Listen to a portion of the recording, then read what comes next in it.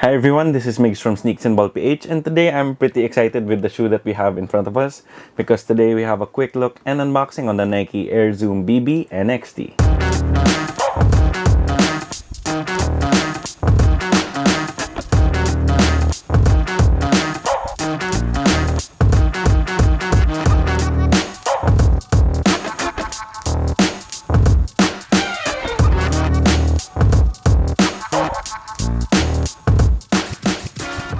The Nike Air Zoom BB NXT was actually unveiled by Nike to be like the shoe for the Olympics in Tokyo. But you know, we are in unprecedented times, so I'm really not sure when we'll be able to see these on the Olympic floor. But it at least is something to look forward to. The reason why I'm so excited for this shoe is because when Nike had its press release for this shoe, it had so much new and cool tech that, I was just so excited to check it out. Then aside from this shoe pushing the boundaries of Nike tech, I'm also pretty excited because, maybe we can finally find a suitable replacement for the Hyperdunk, because Nike already did try to replace the Hyperdunk with the Alphadunk, and the Alphadunk kind of just, it flopped hard. The Nike Alphadunk just ended up being a super expensive shoe that was like really stiff and really not what the Hyperdunk was. This shoe, I think, is more in line with the Hyperdunk thinking of, it's pretty much a positionless shoe because whether you're a guard or a center, you'd pretty much enjoy the Hyperdunks in its heyday, and I think this could be like that as well. Then with that out of the way, let's get into the unboxing. So the Nike Air Zoom BB NXT has a pretty much all-white box, and then you have an oversized black swoosh here on the top, and this swoosh actually bleeds over to the front where you also have Air Zoom text. Then here on the side you do have some Nike text, and you also find that same Nike text on the other side, as well as your sizing and colorway information. Then here at the back of the box you have Nike basketball. So now time to take a peek at the shoes. So the first and only colorway that they released so far is the one you can see in the picture at the back. So it's pretty much black with a little bit of vault, and I think it looked pretty cool in pictures, but we'll have to see here. Ooh, it actually looks pretty cool up close. So here you have it. This is the Nike Air Zoom BB NXT. So just taking both shoes out of the box, here you have your left shoe, and I'm not gonna lie, first thing that comes at you is just how thick that midsole is. But putting this aside for the moment, and then taking out your right shoe,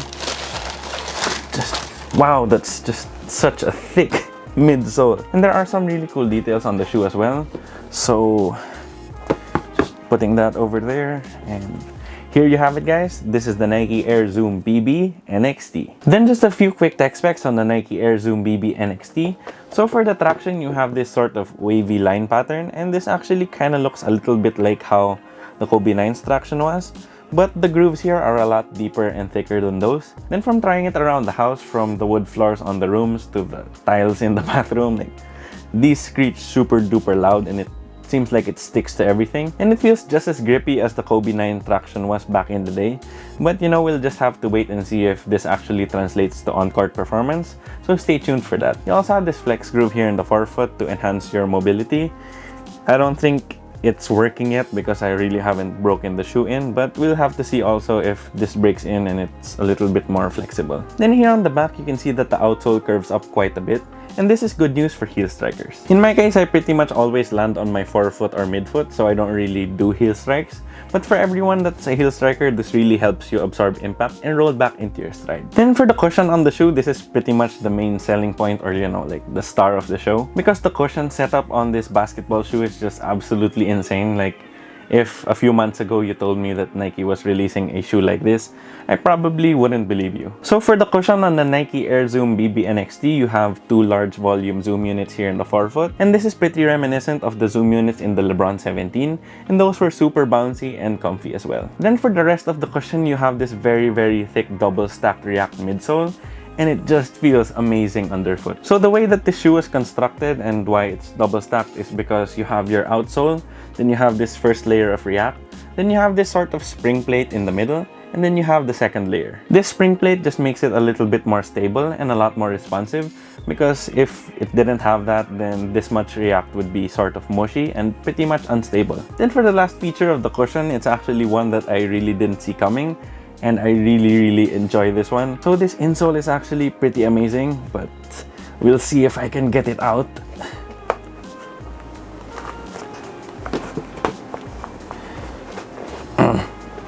Hang on a minute, the struggle is real.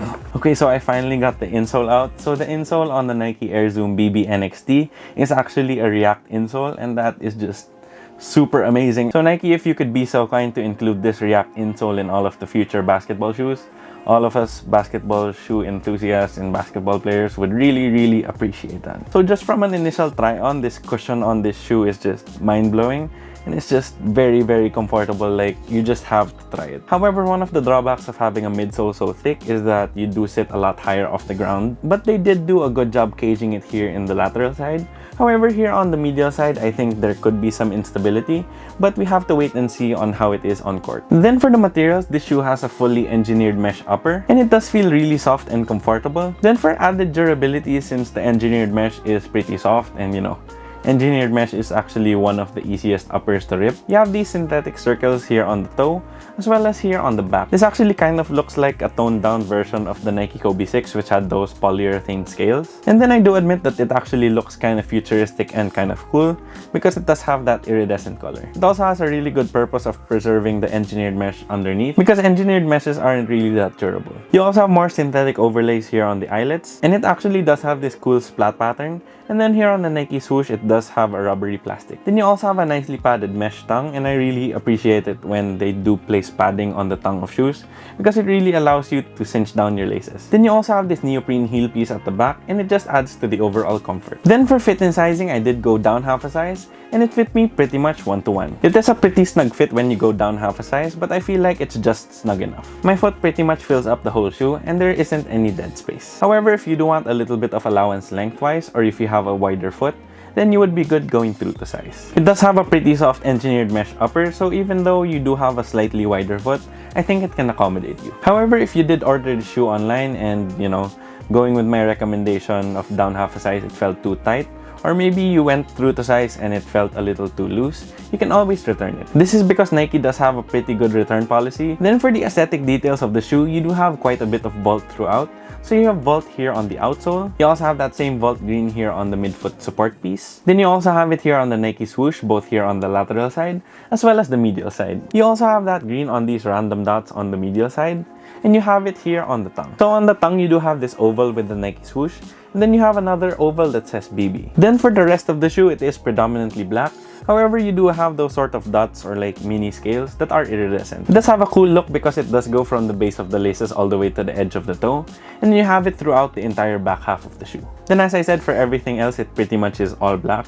So you have that black React, that black engineered mesh, and you also have that black mesh tongue. Then for the overall aesthetics, it does look like a pretty cool and futuristic shoe, but it just kind of gives this basketball shoe vibe, so I'm not really sure if anyone will use these casually. But in my opinion, if you step foot on the basketball court with these, you'll probably look pretty badass. Even though black is a pretty neutral color, you do have a lot of vault green throughout the shoe, and you also have that iridescent purple. It definitely looks pretty unique for a basketball shoe, and it actually takes a lot of inspiration from the React running shoes, and I think that's pretty cool. So overall, for the aesthetics, I really find these very cool, but I really couldn't care less because I think that these will be such beasts on court that they could have looked like the ugliest thing on earth and I would still wear them. Then for the price, the Nike Air Zoom BB NXT retails for 9,295 pesos, or around $185 US.